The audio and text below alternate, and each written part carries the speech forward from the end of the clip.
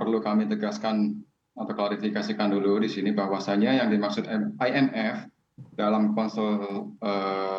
dalam artikel 4 consultation mereka yang mereka sampaikan ke Indonesia, IMF menyampaikan bahwasanya yang mereka soroti itu adalah larangan ekspor. Jadi larangan ekspor komoditas, bukan terkait dengan semata-mata hilirisasi. Jadi hilirisasi ini adalah rangkaian rentetan atau impact dari adanya larangan ekspor yang diberlakukan di Indonesia. Jadi itu yang dimaksud IMF.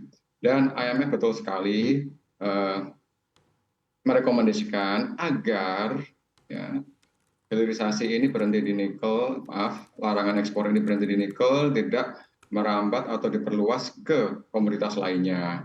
Namun demikian, ya, kami pemerintah dalam hal ini melihat ini adalah rekomendasi dari lembaga yang kredibel. Namun demikian, Indonesia adalah negara yang berdaulat yang bisa menentukan langkahnya atau keputusan sendiri di konteks internasional. Dan bahkan ini yang perlu diketahui oleh publik juga bahwasanya negara besar sendiri, ya, salah satu negara besar di IMF, penopang dana terbesar yaitu Amerika Serikat, dalam hal ini juga melakukan pelarangan atau pembatasan ekspor, ya, khususnya untuk gallium dan germanium. Nanti bisa dilihat itu. Nah, jadi ini hal yang masih dalam ambang batas yang wajar ya, apa yang dilakukan Indonesia karena negara lain juga melakukan hal demikian. Gitu sih Mbak. Jadi klarifikasi ya Pak dari Pak Agung sendiri bahwa ini adalah permintaan dari IMF, utamanya adalah mengenai penghentian larangan ekspor nikel, bukan kebijakan hilirisasi ya Pak ya? Iya, bukan hilirisasinya. Yang ditekankan oleh IMF adalah larangan ekspor nikel dan agar tidak meluas ke komoditas lainnya. Namun demikian, kita posisi pemerintah Indonesia, ya, kita tetap pada apa yang menjadi pertimbangan nasional interest Indonesia yang sudah ditetapkan oleh Bapak Presiden bahwasanya apapun risikonya, hilirisasi harus tetap jalan. Itu Pak. Dalam hal ini kan sebenarnya larangan ekspor nikel mentah dan juga komoditas-komoditas mineral mentah ini adalah bentuk dari salah satu strategi hilirisasi. Karena kan memang kita ada tujuannya, ultimately hilirisasi adalah untuk economic added value change. Tidak serta-merta mengekspor barang mentah namun mengekspor barang-barang yang sudah melewati fase-fase industrialisasi. Apa sebenarnya alasan IMF meminta Indonesia tidak melanjutkan larangan ekspor komoditas nikel dalam bentuk mentah? Apakah karena IMF takut Indonesia menjadi negara maju ataukah alasan-alasan lainnya dari segi fiskal negara ataukah pendapatan negara untuk Indonesia sendiri seperti apa? Ya sebenarnya kalau dalam posisi IMF mungkin IMF yang lebih tepat untuk menjawab itu. Namun demikian kami perlu memberikan gambaran ya untuk publik bahwasanya apakah IMF takut Indonesia menjadi negara maju? Ya tentunya tidak, ya tentunya bukan itulah.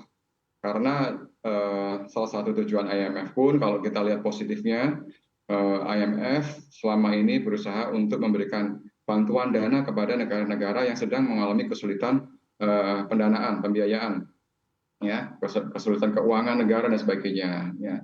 Jadi bukan kita tidak perlu bernegatif thinking, tapi ya, apa yang dikhawatirkan IMF itu dari yang kami dapatkan informasinya itu kaitannya dengan kekhawatiran IMF terkait dengan rantai pasok global yang akan terganggu bila ada larangan ekspor dari satu negara. Dalam hal ini adalah Indonesia khususnya untuk nikel. Ya.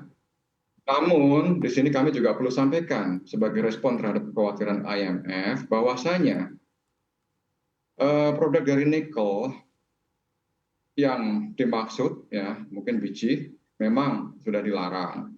Namun demikian untuk rantai pasok global atau global supply chains, ya, Indonesia masih mengekspor yaitu dalam bentuk ferronikel, nickel matte dan nickel pig iron. Nah ini ya untuk pasar global silakan memanfaatkan ini, ya. Dan biji itu kan tidak bisa langsung untuk dimanfaatkan.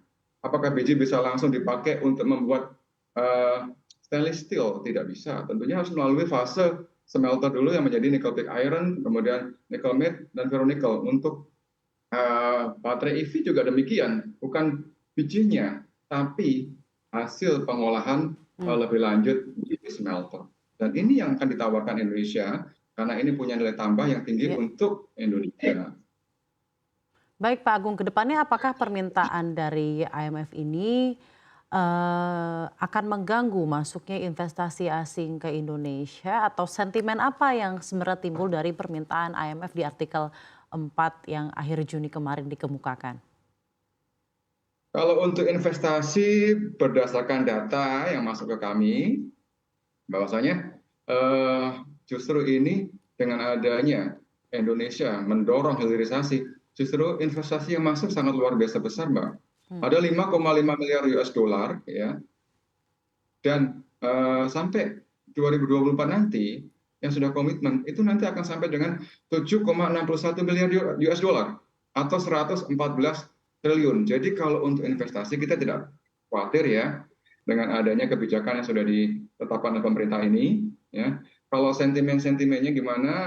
Tentunya kami akan membuka dialog dengan pihak IMF ya. Kami akan sampaikan bahwasanya terkait dengan kekhawatiran mengenai rantai pasok global yang akan merembet ke negara lain, kami sampaikan bahwasanya kami masih memasok produk sebenarnya kalau untuk produk hasil smelter ya, ini juga masih dalam ranah atau level ada juga tidak jauh dari hilir lah. Maaf, tidak jauh dari hulu lah. Ya. Jadi tidak jauh dari apa ini kan tahap pertama dari biji. Dari biji kemudian diolah menjadi nickel pig iron, nickel matte dan ferronickel, ya kan? Nah, kami Indonesia akan memasok itu untuk pasar global. Jadi tidak perlu khawatir. Nah, ketika ada kekhawatiran dari negara lain yang disampaikan ke IMF terkait kami tidak bisa lagi smelter kami tidak bisa lagi mengolah biji nikel untuk menjadi nickel pig iron atau nickel Ya. matte atau ferronickel karena itu diproduksi di Indonesia. Ya silahkan untuk investasi ke Indonesia. Jadi apa yang kami lakukan adalah adalah untuk meningkatkan nilai tambah di negara kita, Mbak. Baik. Gitu.